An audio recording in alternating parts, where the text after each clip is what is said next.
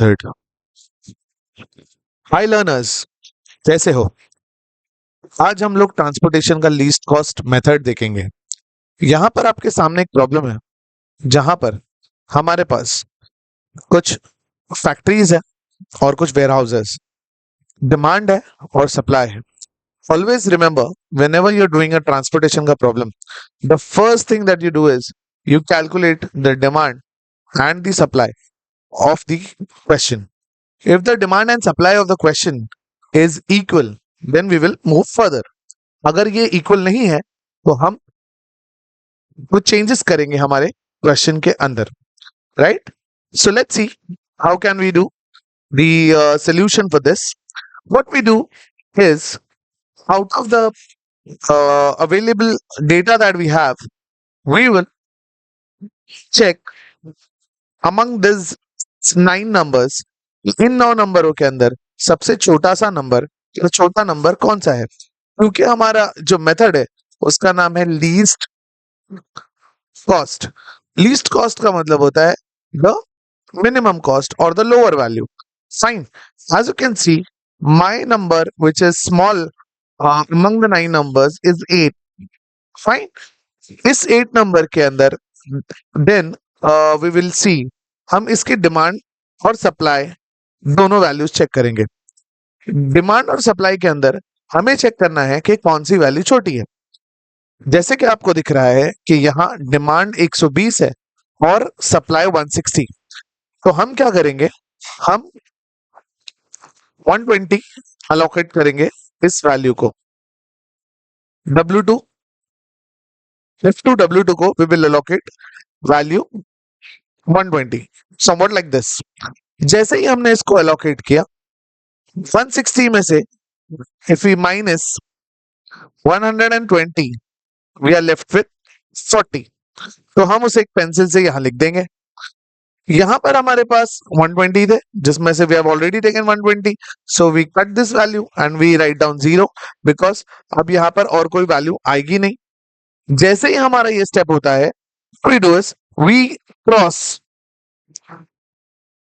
the column that is exhausted. जैसे कि आपको दिख रहा है कि 120 I had in my W2 column, उसको मैंने ऑलरेडी यूज कर लिया है। अब मेरे पास कोई और वैल्यू नहीं है यूज करने के लिए, तो ये मेरा पूरा का पूरा कॉलम एग्जॉस्ट हो चुका है।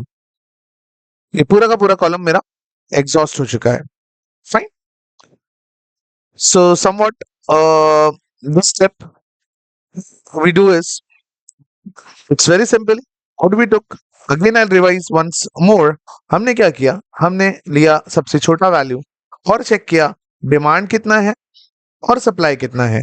Out this we took the least value, सबसे छोटा वैल्यू 120 छोटा था, तो हमने यहाँ पर 120 एलोकेट किया। जैसे ही एलोकेशन हुआ तो हम मेरे पास अब यहाँ 0 बच जाता है और यहाँ 160 में से 120 गया तो 40 बचता है। ओके, आगे चलते हैं। इसके बाद हम क्या करेंगे, हम चेक करेंगे कि नेक्स्ट स्मॉलर नंबर कौन सा है। नेक्स्ट स्मॉलर नंबर कौन सा है? अगर आप ध्यान से देखेंगे तो हमारा next smaller number is 12। Fine. तो हमारा नेक्स्ट एलोकेशन इस सेल में होगा, ठीक है। अब यहां अगर हम देखेंगे सप्लाई हमारा 200 है और हमारी डिमांड 150 की है, ठीक है। Again we take the smaller value, इनमें से सबसे छोटा वैल्यू 150 है, तो हम क्या करेंगे, इसे 150 को एलोकेट करेंगे। जैसे ही हमने इसे 150 एलोकेट किया, the first thing that you do is you minus you cancel this value and write down a 0। That means 150 value इधर था, हमने ऑलरेडी उसको पूरा का पूरा एलोकेट कर दिया है। अब हमारे पास कोई भी और वैल्यू नहीं बची। Similarly in the supply corner what you do is 200 में से 150 को हमने माइनस किया। जैसे ही हमने इसे माइनस किया, now we are left with only 50 points that are to be utilized in the next part of the problem. और as you know, इससे पहले वाला जो पार्ट मैंने आपको बताया था W2 का, सिमिलरली जैसे ही W3 के अंदर हम 150 रखते हैं, ये पूरा का पूरा सेल एग्जॉस्ट हो जाता है। अब इसके अंदर और कोई वैल्यू हम पुट नहीं कर सकते। So what we do is we put small access with a pencil so that we can understand कि अभी यहाँ पर कोई भी एलोकेशन नहीं होने वाला है, ठीक है, right. After this we move to the next part which is the next smaller number. एक चीज आप याद रखिएगा, जो चीजों को हमने क्रॉस कर दिया है या जिन चीजों को एलोकेट कर दिया है, एलोकेट वाली चीजें और क्रॉस वाली चीजें अब हमारे कोई काम की नहीं है। दैट मीन्स हमारा एलोकेशन या तो इन इन तीन नंबर्स में हमारा नेक्स्ट एलोकेशन होने वाला है। तो हम क्या करेंगे, हम इन तीनों में से लोएस्ट वैल्यू चेक करेंगे। एज यू कैन सी, इसमें से अगर मैं चेक करूं तो मेरा lowest value will be 14। Fine, मेरा लोएस्ट वैल्यू यहाँ पर 14 बनेगा।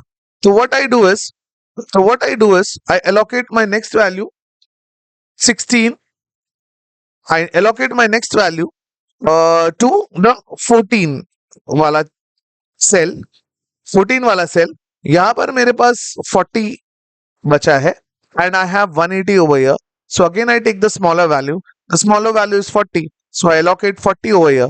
जैसे कि मैंने इसे 40 दिया, मेरी ये वाली cell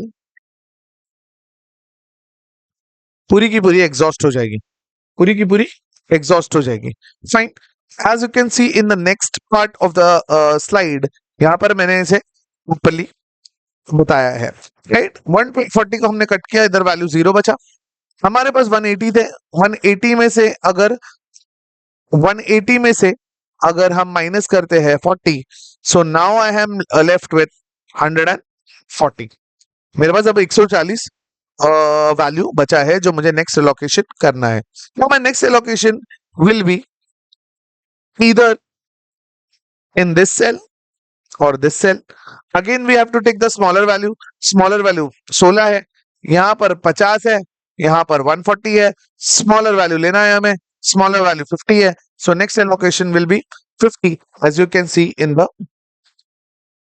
on the screen. Fine, जैसे हमने 50 एलोकेट किया, ये हमारी वैल्यू 0 हो जाती है और यहाँ पर जो हमारी 140 की वैल्यू थी, what I do is I minus 140 से 50, now I am left with 90। Okay, so I write down with a pencil 90 over here. Lastly, as you can see, I am left with only this cell.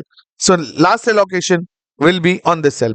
यहाँ अगर आप देखोगे supply में 90 बचा है, demand में 90 बचा है, so my problem ends over here. And what I do is I allocate 90 value to the respective cell like this. Okay, as you can see, now all the columns and all the rows are exhausted. So we have reached to our our answer. हमारे answer पे हम reach हो चुके हैं।